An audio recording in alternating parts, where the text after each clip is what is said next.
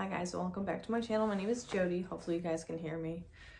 Right now Aspen's taking a nap. So I just wanted to start off this series by saying why I got breast implants, and then we'll follow me as I go through the process of getting them removed. So in 2017, I was like 130 pounds. I was like a B or C cup, and I had like an older boyfriend, and I've always been very self-conscious about being a B cup because both my sisters had natural double Ds and my mom actually had implants. And then my sister breastfed and lost her boobs and filled them back out with implants.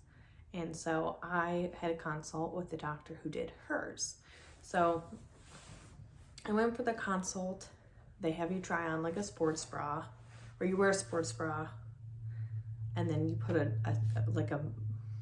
looks like a maternity bra over top, and then they put the implant inside so you can see what you would look like from like the profile. So they take pictures of you like from the side with the implant under your bra to see like before and after. And then they take pictures of you. You have to wear a tight shirt. So then you'll see like how you would look with clothes on, basically. So I just wanted proportions to my butt because I've always had a very small chest and a pretty big butt. So pear shape, but I'm pretty thin, like thinner pear. I don't know how to describe it. And I got them at the time, and I had pretty clear skin, no issues, and I really loved them. I was an exotic dancer at the time, which was another factor on what made me wanting to get them, because a lot of girls who had big boobs or had gotten BBLs or implants immediately made more money. Immediately. It was ridiculous how much money they made the second they went back to work. So me and my roommate at the time, I got mine done, and then a week later she got hers done. We were both dancing at the time to pay for school, and both of us doubled our money. Easy peasy. It was ridiculous. I now see why so many girls in that field get work done, because it's a no-brainer. If that's your job, like holy hell, just money all day, every day. It was nuts. And it's just fueling them to get more work done. But again, I said I was paying to go to school. So I actually went through the police academy while I was a dancer. And so since 17, I became a cop in 2018.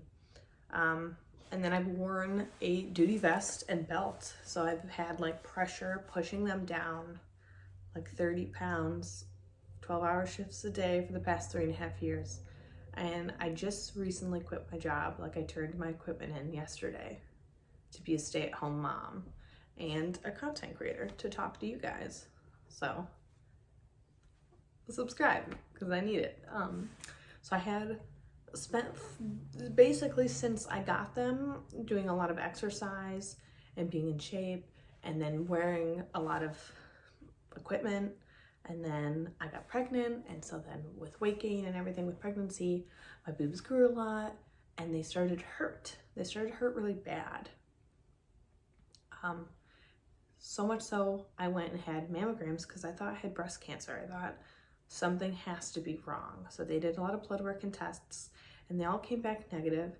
But what happened between pregnancy and breastfeeding is that the like breast tissue that was over top of my implants was getting ripped open, so my implant is coming to the surface. And so in certain spots, like even right now, I can feel like a hard spot right here. Like I can feel the silicone implant at the surface of my skin. And there's some other ones over here, and this one actually, the pocket of this one ripped because I drove my car too soon, because I never had proper instruction on how long you had to wait till you drove your car, because I drove my friend the week after I got mine to go get hers. Regret that, because I've had issues ever since on this side. I didn't think I had any issues with them until I started breastfeeding. But again, with breast implant illness, you don't really know that these are possible causes because a lot of them are like autoimmune disorders. So acne, I never had acne before, and then I got horrible cystic acne. I'm actually 2 months in on Accutane right now because there was nothing they could do. They said I'll be on antibiotics the rest of my life, or I could try Accutane to get rid of it. I had chronic IBS, like so bad, so bad. I get anxious and nervous, and I'd get diarrhea like immediately.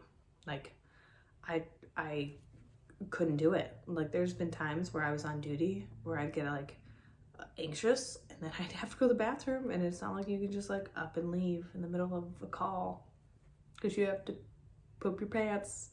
So it was just hard. And then I had scoliosis to begin with. So like my back hurts, my shoulders hurt. I went to physical therapy. I got consults. I saw a plastic surgeon where I worked, and he tried to get my insurance to cover it. They wouldn't cover anything, not the Explant or Lift, because I got them cosmetically, and the only way they would fund it at all is if I got them because of breast cancer. So I scheduled a surgery. It was supposed to be the 9th, actually, November 9th, but I was supposed to have it fully funded by October 25th. And I set up a GoFundMe, which I got like $100 donated out of the like 9,000 some dollars I needed. And that was super discouraging. And like I have money saved, but I'm not trying to put my savings or mine and my family's savings into my boobs. So then the rumors went around work about how I'm half naked on the internet asking for money for a boob job because I posted in a bathing suit asking for help for a medical surgery that I need for my health, which is another reason why I left my department. But that's a whole other story. So I've just been trying my best to like stay positive and like hope and pray that we can get this done. And my husband decided he would apply for like a care credit card, which is like a medical spending credit card, which is actually how I funded them to be in the first place. And to get them in was like $6,000, and then the surgeon before quoted us at like $9,000. So he got approved for $10,000. So I'm like hoping to God it will not be anything near that, but if I have to, we'll do it that way, or fund whatever we can't save up. So in December, I have my first consultation with the guy who put them in, but now on his website, he has a lot of warnings. He has information about BII, explants and lifts. We're just getting them removed because you're no longer interested in the looks of them. So I'm excited to go back and see him. He was a really good doctor.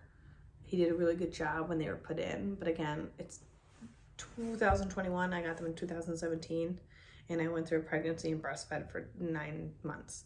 So my body has changed. I'm almost 30 now. They sagged slightly. They're just way too big for my frame now. They're not who I was before. Like I'm not a dancer anymore. I don't need big boobs to make money. I'm good. My husband knew me before I got them.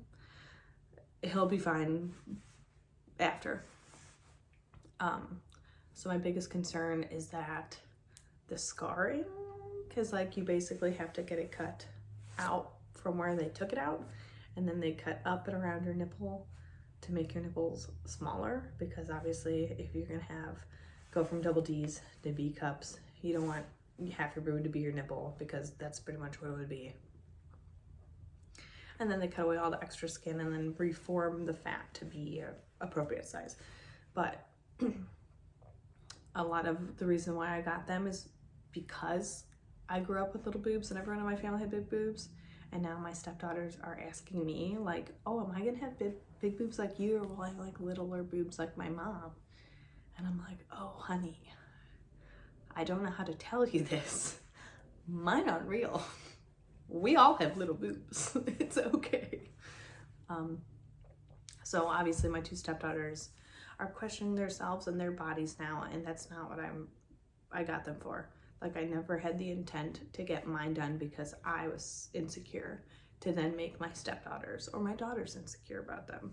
So my birth daughter is she'll be 2 in May. So like 1.5. So by the time I get them out, she'll be 2.